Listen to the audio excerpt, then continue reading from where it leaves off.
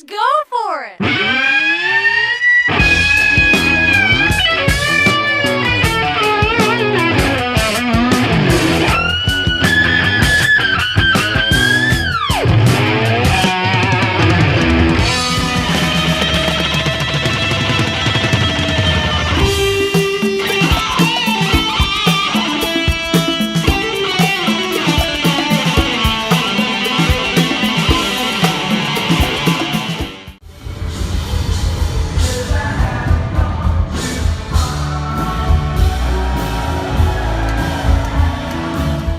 Hey everybody, welcome to The Dark Stuff. It's me, your buddy Dave, the host here at the channel. Welcome to my first video of November. I'm already wearing a sweater. It's sweater season. I just don't know what to tell you. Where has the time gone here in 2017? Look, thanks a lot for checking out the video today. I'm going to do a couple of different things in this one. I'm going to show some live footage from Wilco that I shot about a month or so ago that I haven't had time to incorporate into a video. A couple of new records, and then just a stack of stuff I was listening to that I just felt was sort of noteworthy, because I don't know if I mentioned these bands or whatever, but I was playing the records and I was just like, damn, this is good, and I felt like I would talk about it, or damn, this is bad, and I'm going to talk about it as well. I was just grabbing stuff. I was watching videos and listening to people and grabbing stuff and whatever. So let's just start with the Wilco stuff. So I saw Wilco, I think it was September 22nd. I'll correct it on the screen if that's the wrong date, but it was in Lincoln, Nebraska, so it was a little ways away from me, at an amphitheater. So it was an outdoor show. Same place I saw Ween a couple weeks earlier at the Pinewood Bowl Amphitheater.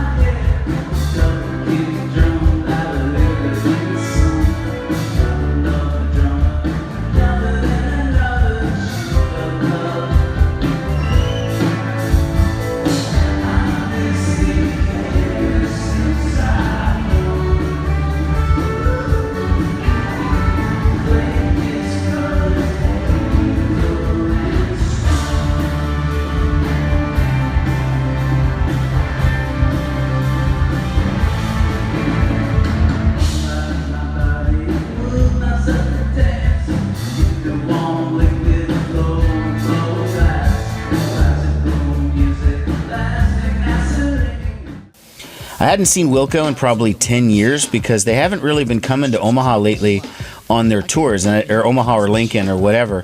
And I don't know what that's about, but I mean, I've been a fan since AM, since the first record came out.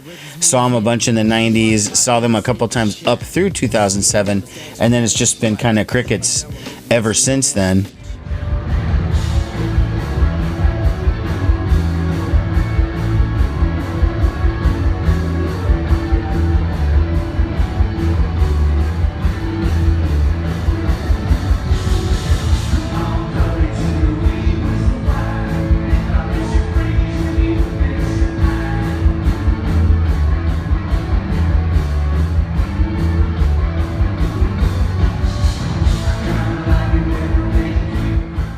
This Lincoln show was the first night of this current leg of their tour, which may already be over now by this point. So there's a lot of kinks in the show. They were working out, but the band was in a great mood. They played amazingly. I've never seen them not be really, really good. Nels Klein, the lead guitar player, was excellent. The whole band was nice. I got to watch from the side of the stage again. In this case, you know, because I have like an all-access pass to this thing, I think personally, all-access should allow you to go anywhere you want to, short of the artist dressing room or something. But what I wanted to do was walk out into the crowd and sort of stand a little bit off to the side, but in the audience, and so I could shoot my video and take pictures and stuff. But I don't know, some security guard was being an asshole, and he didn't care that I had an all-access pass and told me I couldn't stand where I was standing.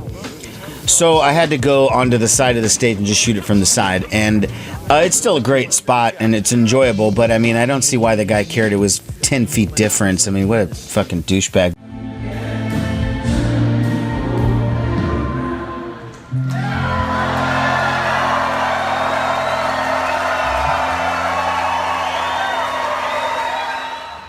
So let's move on to some new stuff that I picked up recently. Well, first off, how about this new 7-inch from Superchunk, Break the Glass. It's limited to 700 copies. I got copy 472.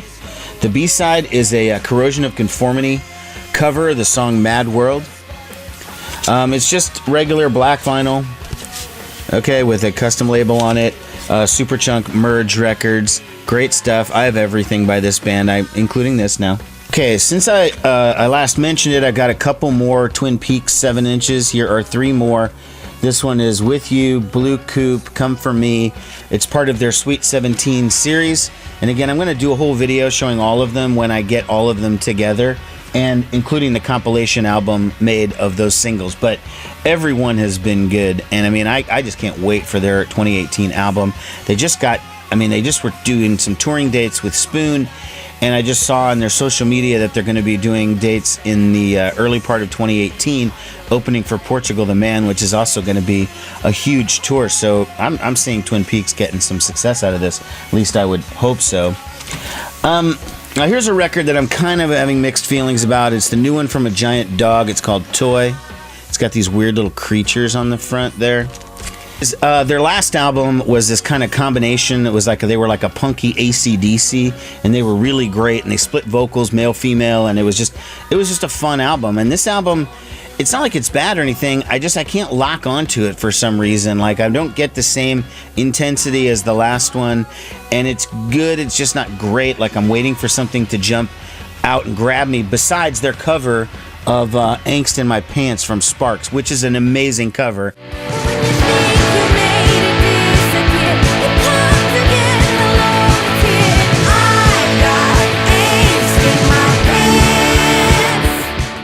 Almost worth purchasing just for that alone. I'm hoping the album grows on me, but it's a big asterisk. Like, I don't know. Their last album was great. New album, eh. We said meh.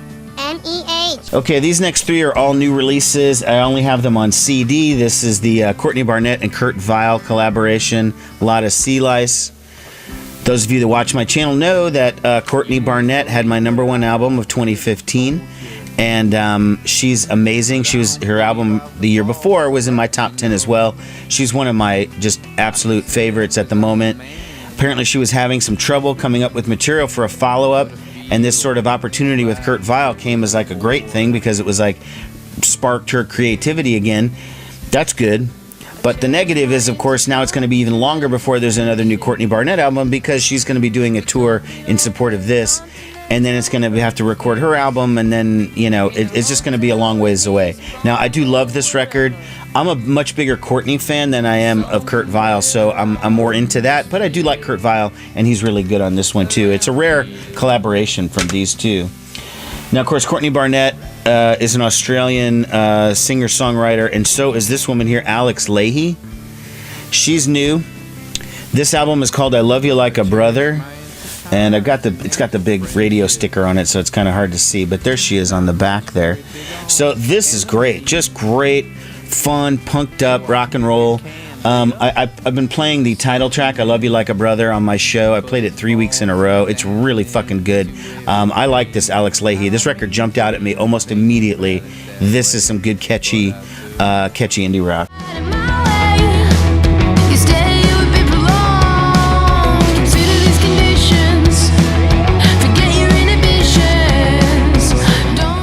Okay, and the last CD I'm going to talk about is this one from Bully. They're a band from Nashville. This is their new album. It's called Losing. Okay, and they were on a major label. They left. They're now on Sub Pop, so they kind of went downward. But I think they're doing better on this new label, because frankly, they're already getting a lot more attention on this new one than they did on the last one too. Now, they played at the Reverb here in Omaha. I missed them last time. I'm not going to make that same mistake again.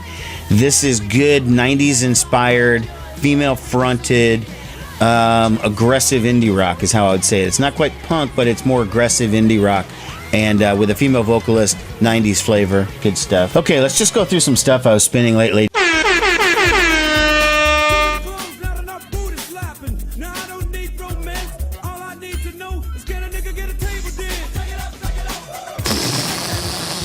I did that video on the Dream Syndicate, and I've been so amped about listening to them and getting back into them that I put on their album Out of the Gray, and this was the first album I heard from them. I played side 1. It was excellent. Just as good as I remember. I mean, again, kind of weak 80s production, too much reverb, too much whatever, but I mean, it's solid stuff.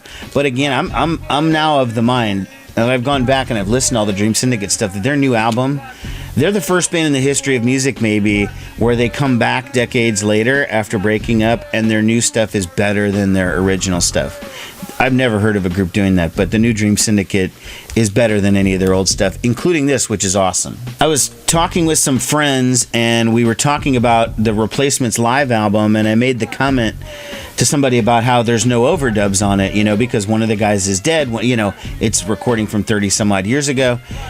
And so a friend of mine was like, I don't understand, what do you mean? And I said, well, a lot of live albums, especially the classics in the 70s, 80s, and 90s, there was a lot of reworking in the studio. They would go back and fix stuff. And I said, there's a rumor that there was a live album from REO Speedwagon in the 70s that was so overdone in the studio that the only thing left from the original recording was the snare drum. Okay, that's the rumor on this one.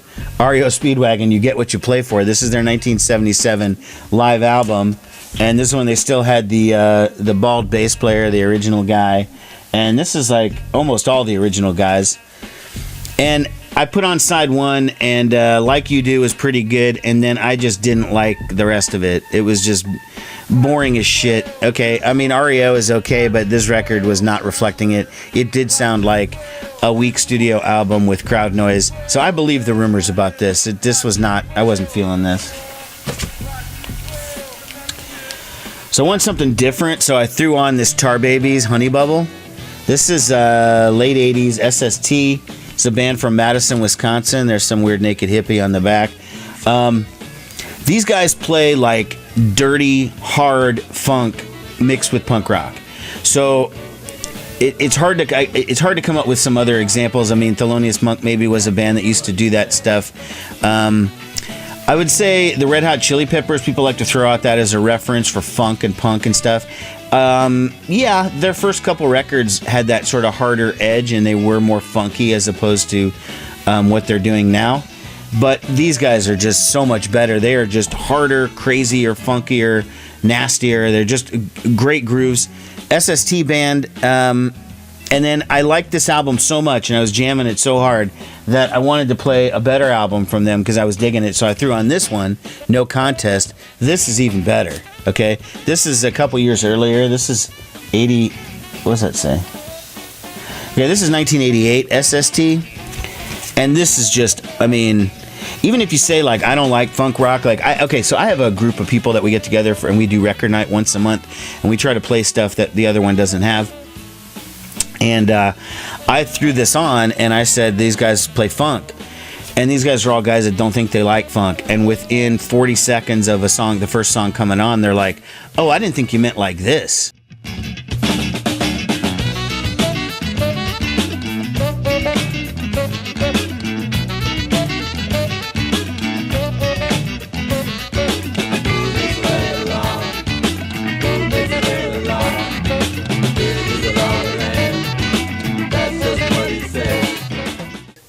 Like, this is serious stuff, and it's got a harder edge, and so they come up from the punk world, but they love funk music. And 1988, No Contest, they're Tar Babies. Great stuff.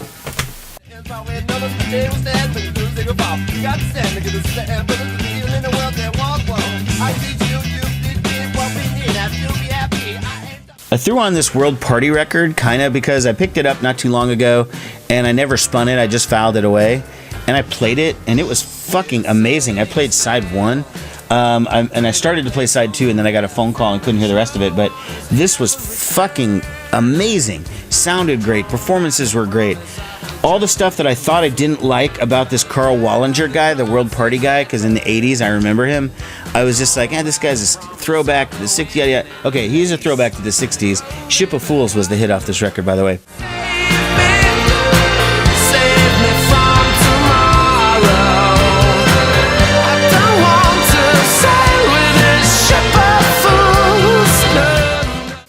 But this is just masterful. I am hearing this with new ears.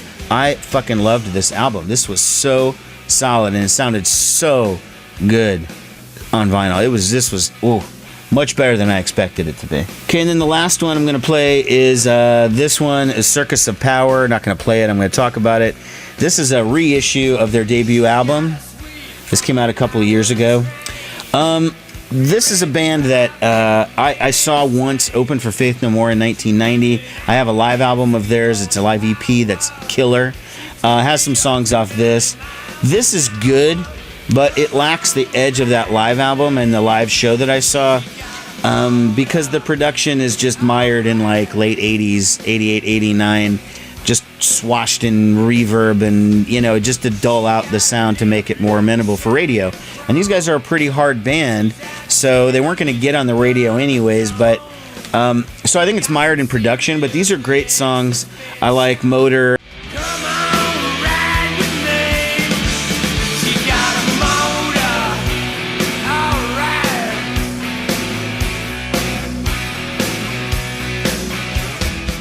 I like White Trash Queen, Heart Attack is good, Letters Home. These are all songs that I dug. I like them in a live form better. And so I'm glad I got this. It was only $9.99, but I didn't like it as much as I sort of thought that I would like. I'm gonna close out my video by saying that if you might see this thing in the back. I don't know how closely you pay attention to what's going on in this room, but I do make almost constant changes. I'm taking down this, I'm hanging up this. Little things are different. Well, I made this big Ace Frehley thing back here that I've been meaning to do for like a year. I met him in August of 2016. It was a big highlight for me because I love Ace. And I wanted to put together some sort of piece that would show some of the live albums, some of the Ace albums I got signed by him, a photo from the show that was really great that a friend of mine took, and a picture of me and Ace and a ticket and all of this. So I finally did it a year later. I got it all put together. It cost like a fucking shitload. I didn't realize how big it was going to be. It's as big as this TV right here, a little bit bigger than the TV. I really didn't anticipate it was going to be that big, so that's why it was so expensive. Pretty soon I'm going to do an updated room tour because I haven't done one in a couple of years, and this room has radically changed since I did it last time. But I still have a couple of little tweaks I want to do. I want to make it perfect. So that's what I'm going to be working on in the slow season, because I don't have a ton of work coming up in the next couple of months because I'm headed into my slow period for work. So I'll work on tweaking the dungeon here. All right, friends, thanks a lot for watching. Take care. Bye-bye.